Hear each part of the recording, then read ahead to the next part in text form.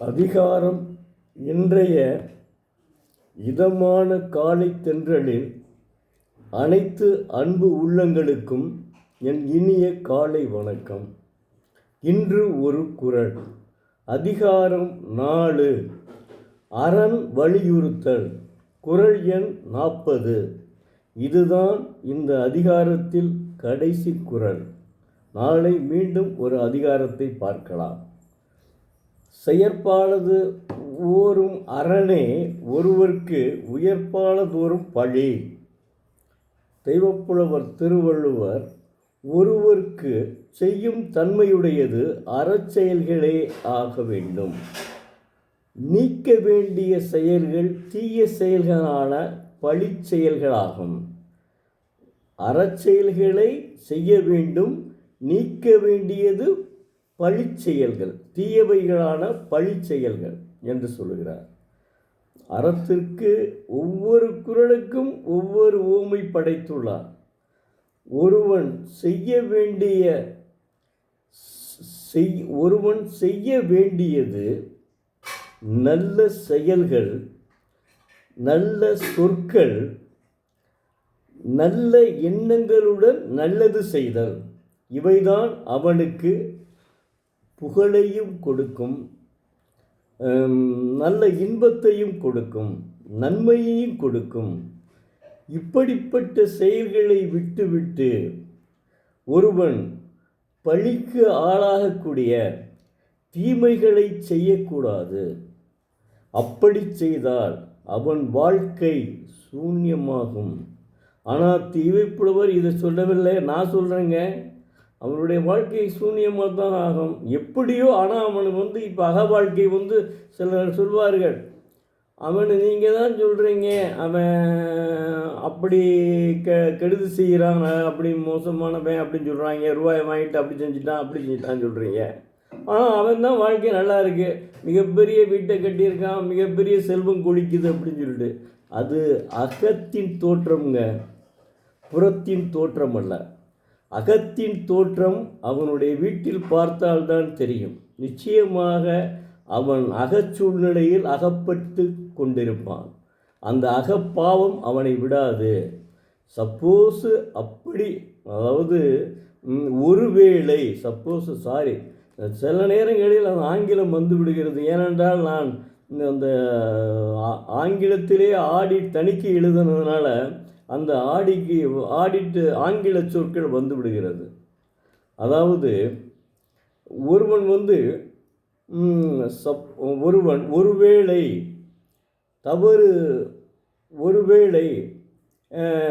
அவன் நல்லது, அதாவது ஒருவேளை அவனுக்கு உண்மையிலேயே அக வாழ்க்கையும் புற வாழ்க்கையும் நல்லதாக இருந்தது என்று வைத்துக்கொள்வோம். ஆனால் அது அவனுடைய சந்ததியை பாதிக்கும். ஒன்று, அவனுடைய சந்ததியினுடைய குழந்தைகள்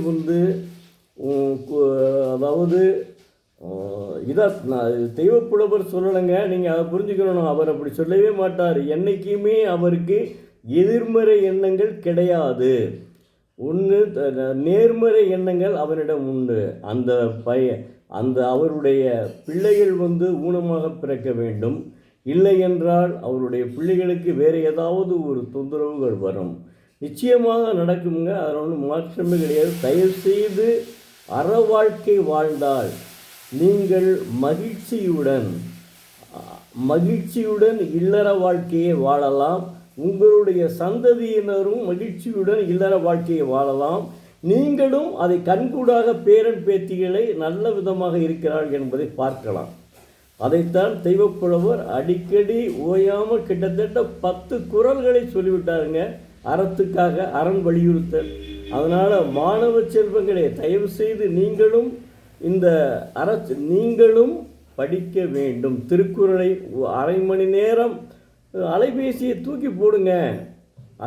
அரை மணி நேரம் அலைபேசியை நீங்கள் தூக்கி போட்டால் என்ன, அப்படியே விட்டுட்டு அரை மணி நேரம் திருக்குறளில் ஒவ்வொரு அதிகாரத்தையும் எடுத்துக்கொள்ளுங்கள். ஒவ்வொரு குறளையாக படியுங்கள். படித்தால் நிச்சயமாக நீங்கள் வாழ்க்கையில் என்ன ஆக வேண்டும் என நினைக்கிறீர்களோ அது ஆவீர்கள். அதில் கொஞ்சம் கூட மறுப்பு கிடையாதுங்க.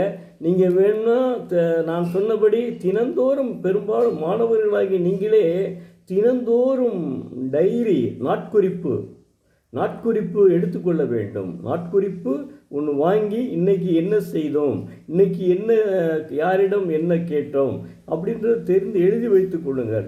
பின்னாடி 1 வருஷமோ 2 வருஷமோ கழித்து அதை நீங்கள் படிக்கும்போது அதே உங்களுக்கு ஒரு நாவல் படித்தது மாதிரி இருக்கும். நான்லாம் அப்படி பார்த்துருக்கேங்க. பழைய நாட்குறிப்பை எடுத்து பின்னாடி பார்க்கையில் நம்ம இவ்வளவுலாம் செஞ்சுருக்கோமா அப்படின்னு எனக்கு அப்போ தான் தெரியும். அதனால் நான் செஞ்சதுக்கு நீங்கள் செய்யணும்னு சொல்லவில்லை, இதை நீங்கள் வழக்கமாக கொள்ளுங்கள். நான் தான் சொல்லிட்டேன்ல, 2ஆம் உலகப் போரில் ஒரு பெண்ணினுடைய அந்த நாட்குறிப்பில் இருந்துதான் எப்படி அந்த போர் மூண்டது, எப்படி அந்த குடும்பம் அழிந்தது என்பது ஒரு 5ஆம் வகுப்பு படித்த ஒரு பெண்ணினுடைய நாட்குறிப்பில் இருந்துதான் தெரிய முடிந்தது. அதனால் தயவுசெய்து நாட்குறிப்பை இப்போவே எழுத பழகுங்கள். இன்றைக்கி என்ன செஞ்சோம், நாளைக்கு இன்றைக்கி என்ன படித்தோம், இன்றைக்கி என்ன ஆசிரியர் சொன்னார். இன்னொன்று, நாங்கள் படிக்கலாம் நீதி போதனைன்னு ஒரு வகுப்பே இருந்தது, இப்போ அது கிடையாது.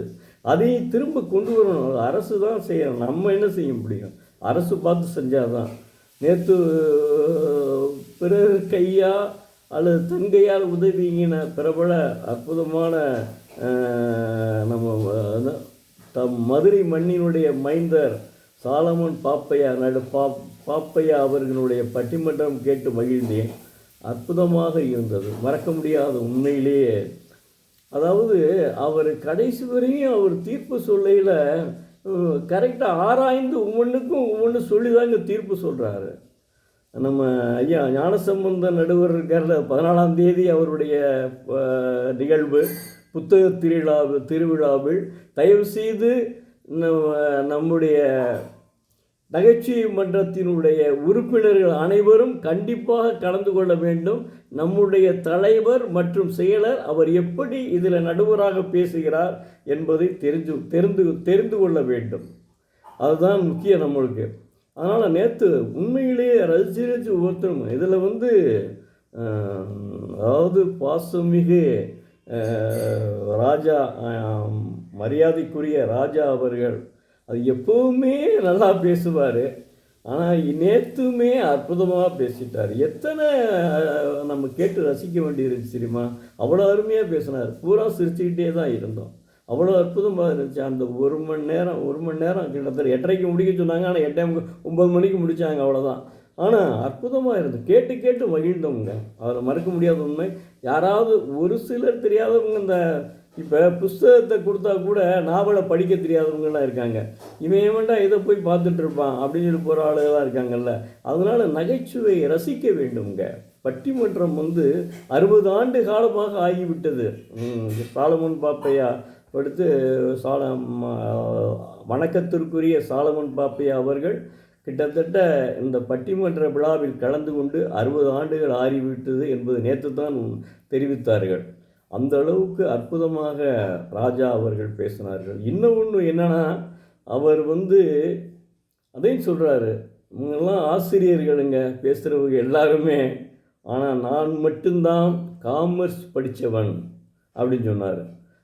அவர் பேங்கில் வேலை பார்த்துவாருங்க, விஜயா பேங்கில். காமர்ஸ் என்பது என்ன? அதாவது வணிகவியல். நானுமே பியூசியில் காமர்ஸ் படிச்சிருக்கேன். Debit the receiver, credit the giver. Debit what comes in, debit what credit what goes out. Debit expenses and losses, credit gains and incomes. நான் காமர்ஸ் படித்ததுக்கும் இந்த தமிழை நான் பேசுவதற்கும் சம்பந்தமே இல்லைன்னு சொன்னார். அதற்கு காரணம் என்னுடைய தலைவர் சாலமன் பாப்பையான்னு சொன்னார். உண்மையிலேயே ரொம்ப பெருமையாக இருந்தது, ரொம்ப மகிழ்ச்சியாக இருந்துச்சுங்க. நேற்று கேட்டதில் ரசித்து கேட்டோங்க. நன்றி, வணக்கம். நாளை வேறு ஒரு அதிகாரத்தை பார்ப்போம்.